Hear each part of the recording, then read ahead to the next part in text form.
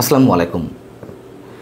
২৪-এর ছাত্র জনতার আন্দোলনে বিক্ষোভকারীদের উপরে শেখ হাসিনা নিজে পুলিশকে গুলি করার নির্দেশ দিয়েছিলেন বিক্ষোভকারীদের উপরে, এমন দাবি করে যে অডিওটি লিক করা হয়েছে বিবিসির নিউজে, সেই ঘটনা এবং শেখ হাসিনার বিরুদ্ধে ট্রাইব্যুনালে প্রথমবারের মতন যে অভিযোগ গঠন করা হলো, সে বিষয়ে এই মুহূর্তে ভারতের মনোভাব কী? ভারতকে শেখ হাসিনার বিষয়ে তার মানসিকতা কোনো পরিবর্তন ঘটিয়েছে?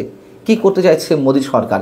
এরকম প্রশ্ন নিশ্চয়ই অনেকের মনে, বিশেষ করে আওয়ামী লীগের নেতাকর্মীদের মনে এই ধরনের প্রশ্নের উদ্রেক হওয়াটাই স্বাভাবিক।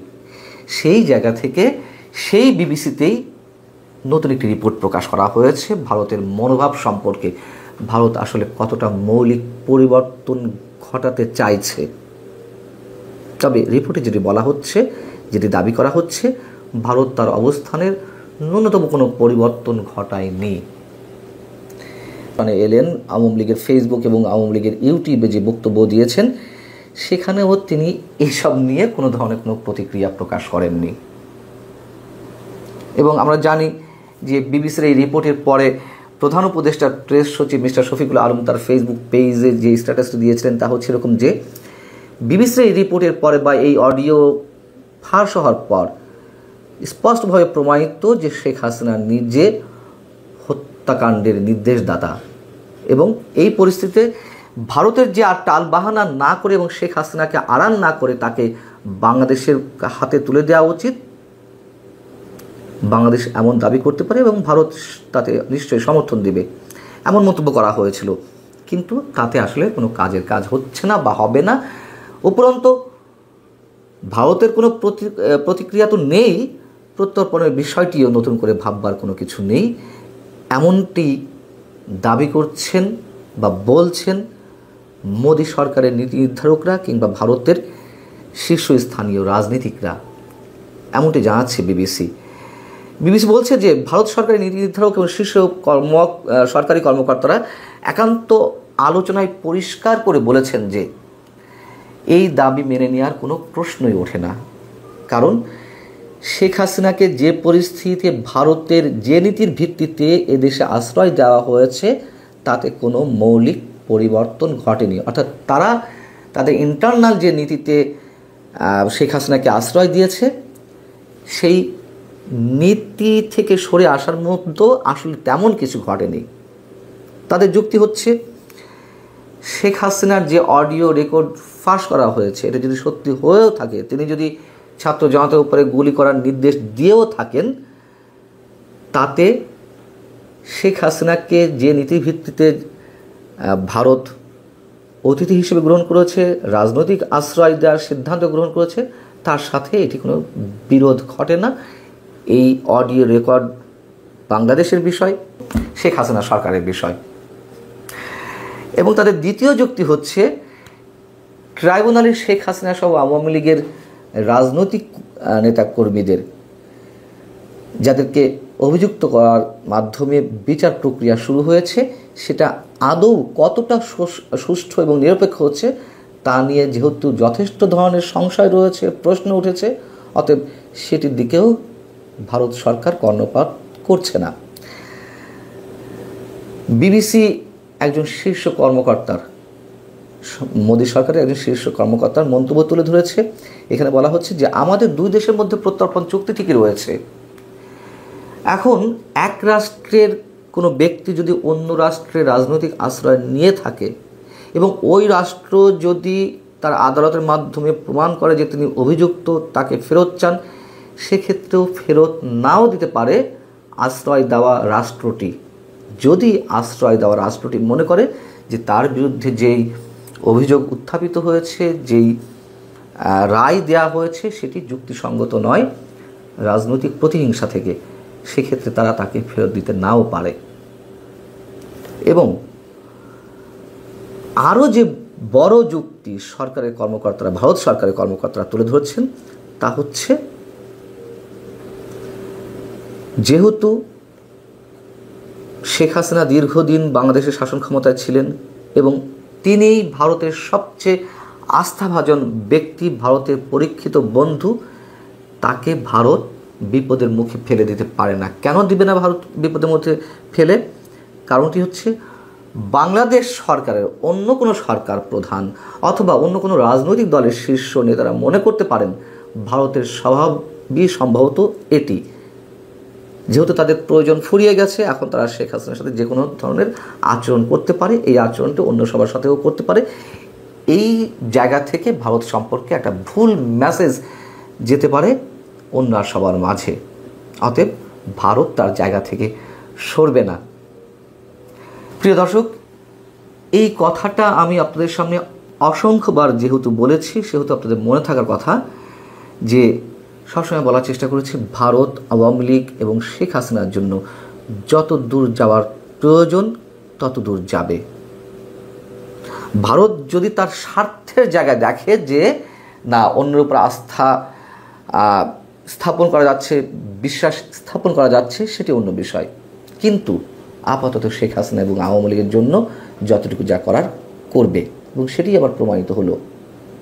এবং যারা বিভিন্ন ধরনের নীতি নৈতিকতা কথা বলছেন, আইন কানুনের কথা বলছেন, রাজনৈতিক আশ্রয় বা অতিথির কথা বলছেন, এই সব কিছু যে একেবারে বলার জন্য বলা, সেটি আবার ভারতের শীর্ষ স্থানীয় রাজনীতিবিদরা বা সরকারি পর্যায়ের শীর্ষ কর্মকর্তারা মনে করে দিচ্ছেন, নাম না প্রকাশ করার শর্তে, যে বিষয়টি আসলেই রাজনৈতিক। অর্থাৎ দুই দেশের মধ্যে যে কূটনৈতিক সম্পর্ক, রাজনৈতিক সম্পর্ক, সেই জায়গা থেকেই তারা আপাতত শেখ হাসিনার ক্ষেত্রে কোনো ধরনের কোনো মৌলিক পরিবর্তন ঘটাবে না। এবং আমাদের নিশ্চয় মনে আছে, গত মাসেই লন্ডনে চ্যাথাম হাউসে যে অনুষ্ঠানে আমাদের প্রধান উপদেষ্টা অংশ নিয়েছিলেন, সেখানে তিনি অকপটে বলেছেন নরেন্দ্র মোদীর মনোভাবের কথা। তিনি শেখ হাসিনার মুখ বন্ধ করার বিষয়ে অনুরোধ করেছিলেন। তার প্রত্যুত্তরে ভারতের প্রধানমন্ত্রী স্পষ্টভাবে বলেছিলেন যে সোশ্যাল মিডিয়ার এই যুগে আমরা কারোর খোলা মুখ বন্ধ করতে পারি না। অতএব সেই অবস্থানেই ভারত এখনো পর্যন্ত রয়েছে। এখন কথা হচ্ছে যে মাঝে তো আমরা শুনেছিলাম যে ভারত বাংলাদেশের বর্তমান অন্তর্বর্তী সরকারের সঙ্গে সম্পর্ক উন্নয়ন ঘটাতে চায়। আমরা জানি যে কদিন আগে ভারতের নিযুক্ত আমাদের যে হাই কমিশনার, তিনি পশ্চিমবঙ্গের মুখ্যমন্ত্রী মমতা ব্যানার্জির সঙ্গে দেখা করেছেন, সাক্ষাৎ করেছেন। আবার এদিকে ভারতের কেন্দ্রীয় সরকারের পররাষ্ট্র মন্ত্রণালয়ের স্ট্যান্ডিং কমিটির বৈঠকে কমিটির সভাপতি, যিনি কংগ্রেসের অন্যতম শীর্ষ নেতা শশী থারুর, তার সভাপতিত্বে যে বৈঠক অনুষ্ঠিত হয়েছে, সেখানে ভারতের বর্তমান এবং সাবেক কূটনীতিবিদদের অনেকে উপস্থিত ছিলেন। তারা সবাই একটি জায়গায় এসে একমত পোষণ করেছেন যে এইভাবে ভোটের যে সংখ্যাতত্ত্ব রয়েছে, কিংবা যেভাবে এলাকা ভিত্তিক প্রার্থী মনোনয়ন দেওয়া হয় এবং প্রতিটি নির্বাচনী এলাকায় একটি স্বতন্ত্র ব্লক তৈরি করে ওই এলাকাতে যিনি সর্বোচ্চ ভোট পেলেন বা প্রতিদ্বন্দ্বী ভোটের চাইতে 1 ভোট বেশি পেলেন, তিনি আমাদের প্রচলিত নির্বাচনী ব্যবস্থায় বিজয়ী। তো এভাবে আমরা অতীতে দেখেছি যে 35%, 36%, 41%, 42% ভোট পেয়ে একটি দল সরকার গঠন করে। আবার দেখা গেল মাত্র 40 বা 42% ভোট পেয়ে সংসদে 2/3 তারা সংখ্যাগরিষ্ঠতা লাভ করে।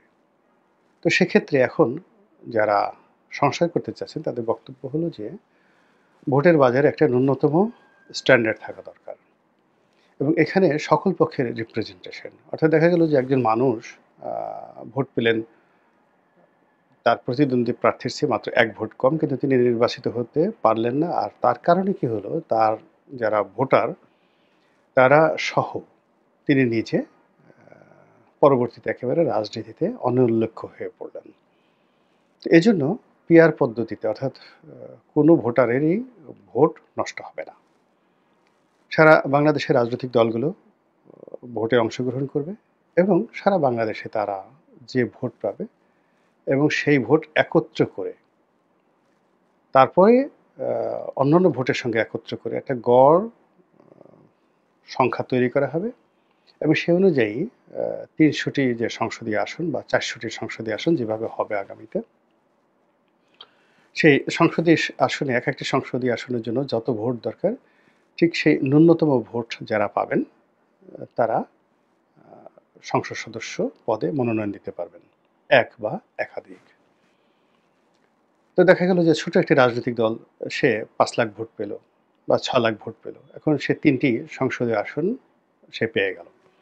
কিন্তু অন্য সময় হলে দেখা গেল যে ৬ লাখ তো দূরের কথা, সারা বাংলাদেশে সে যদি ৬০ লাখ ভোটও পায়, কিন্তু কোনো একটি নির্বাচনী এলাকায় যদি তার সংখ্যাগরিষ্ঠতা না আসে, তাহলে সে কখনোই সেই দলটি কখনোই সংসদ সদস্য পদে তার দলীয় মনোনয়ন প্রাপ্ত লোকদেরকে পার্লামেন্টে পাঠাতে পারে না। এই গেল একটা সমস্যা। দ্বিতীয় সমস্যা হলো যে পিআর পদ্ধতিতে সমস্ত ক্ষমতা কাকে মনোনয়ন দেওয়া হবে, কী হবে ইত্যাদি আসলে পার্টির হাতে থাকে। তো সেক্ষেত্রে দেখা গেল যে স্থানীয়ভাবে মনোনয়ন যে বাণিজ্য, স্থানীয়ভাবে প্রার্থীদের মধ্যে মারামারি, হানাহানি, কাটাকাটি, এই বিভিন্ন কারণে কি হলো, একটা দলের মধ্যে যারা সত্যিকার অর্থে জ্ঞানী, গুণী, পণ্ডিত ব্যক্তি, যারা মূলত পার্লামেন্টে পার্টিকে রিপ্রেজেন্ট করতে পারে, এরকম লোকদেরকে পার্টি মনোনয়ন দিতে পারে না বা দেয় না, বা দিলেও তারা পাশ করে না। যেমন ধরুন ডক্টর কামাল হোসেন অনেকবার চেষ্টা করেছে আওয়ামী লীগ, কিন্তু তাকে পার্লামেন্টে আনা যায়নি। এ কারণে তিনি ঘুষ দেবেন না, দুর্নীতি করবেন না, মারামারি কাটাকাটি এই সমস্ত ঝুঁকি ঝামেলার মধ্যে যাবেন না। কিংবা ধরুন মাহমুদুর রহমান মান্না, কিংবা ধরুন ডক্টর রেহমান সোবহান থেকে শুরু করে বাংলাদেশে যে সকল প্রথিতযশা লোকজন রয়েছেন, যেমন মুজাহিদুল ইসলাম সেলিম, এরকম বাম ঘরানার অনেক রাজনীতিবিদ রয়েছেন, যারা পার্লামেন্টে আসলে পার্লামেন্টের সম্মান বাড়ত। আবার লয়ারদের মধ্যে, মানে আইনজীবীদের মধ্যে, ডাক্তারদের মধ্যে, ইঞ্জিনিয়ারদের মধ্যে, সিভিল সার্ভেন্টদের মধ্যে অনেক যোগ্যতম লোক রয়েছে, যারা পার্লামেন্টে গেলে খুব ভালো করবেন। এই যে ইতিমধ্যে আমরা গত ১০ মাসে বেশ কয়েকজন বিখ্যাত লোকজনকে আমরা পেয়েছি। যেমন ধরেন কর্নেল হাসিনুর রহমান, তিনি সেনাবাহিনীর একজন বীরুত্তম, মানে স্বাধীনতা যুদ্ধের পরে এই একজনকেই বীরুত্তম উপাধি দেওয়া হয়েছে, কর্নেল হাসিনুর রহমান। তো তার স্বাধীনচেতা মনোভাব, তার যে ব্যক্তিত্ব, তার সকল কিছুর জন্যই তিনি ইতিমধ্যে আলোচিত, এবং তিনি গুমের শিকার হয়েছিলেন শেখ হাসিনার রেজিমে। এখন এই ভদ্রলোক, তাকে যদি মনোনয়ন দেয় বিএনপি, জামাত বা কোনো দল, আমাদের প্রচলিত যে ভোটিং সিস্টেম, তিনি মাঠে গিয়ে তিনি একজন বীর, মুক্তিযোদ্ধা, মানে যোদ্ধা, কিন্তু তিনি ভোটের যুদ্ধে যুদ্ধ করতে পারবেন না, কিন্তু তাকে দরকার। এখন এই যে পিআর পদ্ধতিতে যদি কোনো একটা দল এরকম কর্নেল হাসিনের মতো লোক, বা যে ব্রিগেডিয়ার নাসির, যাকে ইতিমধ্যে পার্সোনা নন গ্রাটা করা হয়েছে, কথাবার্তা বলে খুব বাংলাদেশ এই মুহূর্তে বেশ জনপ্রিয়, কিংবা ওই যে বিডিআর পিলখানা হত্যাকাণ্ডে যিনি এখন কমিশন করা হয়েছে, কমিশনের প্রধান মেজর জেনারেল ফজলুর রহমান, এরকম অনেকগুলো মানুষ সামরিক ক্ষেত্রে যারা খুবই যাকে বলে নাম করেছেন, অনেক নাম করেছেন, পুলিশের মধ্যে এরকম অনেক আছে, তারপর নৌবাহিনীর মধ্যে অনেকে আছে, সিভিল সার্ভিসের মধ্যে অনেকে আছেন। যেমন ধরেন আবু আলম শহীদ খান। তা আবু আলম শহীদ খান একটা সময় জাসদ করতেন, ঢাকা বিশ্ববিদ্যালয়ে খুবই নামকরা ছাত্রনেতা ছিলেন, যাকে বলে একটা ক্যাডার। জাসদের ক্যাডার বলতে যা বোঝায়, মানে অস্ত্র চালানো, ক্যাডার রাজনীতিতে এই কাজটি তিনি একবারে সম্মুখ সারিতে তিনি করতেন ঢাকা বিশ্ববিদ্যালয়ে। আবার দেখেন সে ক্যাডারগিরি করার পরেও তার মেধা যোগ্যতা এত বেশি যে তিনি আবার বিসিএস পরীক্ষা দিয়ে তিনি পাশ করে গেছেন। পাশ করে তিনি সরকারের একেবারে সর্বোচ্চ পর্যায়ে সচিব হয়েছেন, এবং বড় সচিব, এলজিআরডি সচিব হয়েছেন। এখন তিনি টেলিভিশন টক শোতে কথাবার্তা বলছেন। তারপরে যথেষ্ট আকর্ষণ রয়েছে তার। এখন এই ভদ্রলোক পার্লামেন্টে যদি আসতে চান, এমপি হতে চান, আমাদের দেশের যে প্রচলিত রাজনীতি, একটা নির্বাচন করতে ২-৩ কোটি টাকা লাগবে, তারপরে নির্বাচনী এলাকাতে ৮-১০ বছর তাকে কাজ করতে হবে। তো এটা উনি করেননি এবং হবে না। কিন্তু পিআর পদ্ধতিতে যদি জামাত চায়, বিএনপি চায়, এমনকি আওয়ামী লীগ চায় যে এরকম মানুষদেরকে তারা উচ্চ কক্ষ বা নিম্নকক্ষ, তারা যেখানে ইচ্ছা সেখানে তাদেরকে মনোনয়ন দিতে পারবে, এবং সেক্ষেত্রে আমাদের দেশ এনলাইটেন হবে। এবং এই যে এই সময়টাতে সাংবাদিকদের মধ্যে অনেকে খুব ভালো ভালো কথা বলছেন, যারা ইতিমধ্যে অনেকের দৃষ্টি আকর্ষণ করেছেন। তো যা হোক, এই সব মিলিয়ে যে পিআর পদ্ধতির কথা বলা হচ্ছে, এই পিআর পদ্ধতি নিয়ে বাংলাদেশে নিদারুণ একটা উৎসাহ এবং উদ্দীপনা দেখা দিয়েছে, এবং উৎসাহ উদ্দীপনার কারণে একেবারে প্রাথমিকভাবে ধরে নেওয়া হচ্ছে যে বিএনপি মারাত্মকভাবে ক্ষতিগ্রস্ত হবে, এবং অনেকে তো বলেই ফেলেছেন যে বিএনপি 50 থেকে 100টির বেশি সিট পাবে না যদি এই পিআর পদ্ধতি বাস্তবায়ন হয়। আর অন্যদিকে ছোট ছোট রাজনৈতিক দল, সেটা এনসিপি বলেন, গণ অধিকার পরিষদ বলেন, অন্যান্য যারা আছে তারা সবাই 2টো 4টে 5টা 20টা 30টা 50টা সিটও তারা পেয়ে যেতে পারেন। এটা বলা যায় না। রাজনীতির ময়দানে হঠাৎ করে এমন একটা জোয়ার চলে আসে, গণজোয়ার চলে আসে। সেই গণজোয়ারে যে কে কখন ছিটকে পড়ে আর কে কখন যাকে বলা হয় গণজোয়ারের সম্মুখ সারিতে চলে আসে, এটা কিন্তু বলা যায় না। যেমন ধরুন আমরা এনসিপিকে নিয়ে অনেকে ঠাট্টা করি, মশকরা করি। কিন্তু আপনি 1 to 1 যদি আপনি হাসনাত আব্দুল্লাহকে একটা টেবিলে বসান, তারপরে বিএনপির জামাতের একজন শীর্ষ নেতাদেরকে বসান, আপনি দেখবেন হাসনাত আব্দুল্লাহ, সার্জিস, তাসনিম জারা, তারপরে শেষে ডাক্তার তাসনুভা, এমনকি ওই যে নীলা ইসরাফিলের কথা বলা হচ্ছে। তো সেই নীলা ইসরাফিল আপনি গিয়ে দেখবেন যে তাদের সবারই যে লেখাপড়ার মান, নেতৃত্ব দেওয়ার ক্ষমতা, সাহস, শক্তি, এই গত অল্প সময়ের মধ্যে তারা যে দক্ষতা অর্জন করেছে, এটা ভোটের মাঠে সবসময় যে নেতিবাচক হবে, নট লাইক দ্যাট, এটা ইতিবাচকও হয়ে যেতে পারে মন মানসিকতা। এবং তরুণ ভোটাররা যারা আমাদের এখন ভোটের প্রায় অলমোস্ট 30 to 35% এই তরুণ ভোটাররা নিয়ন্ত্রণ করছে। তো এদের মন মানসিকতার উপর কিন্তু অনেক কিছু নির্ভর করবে। তারপরে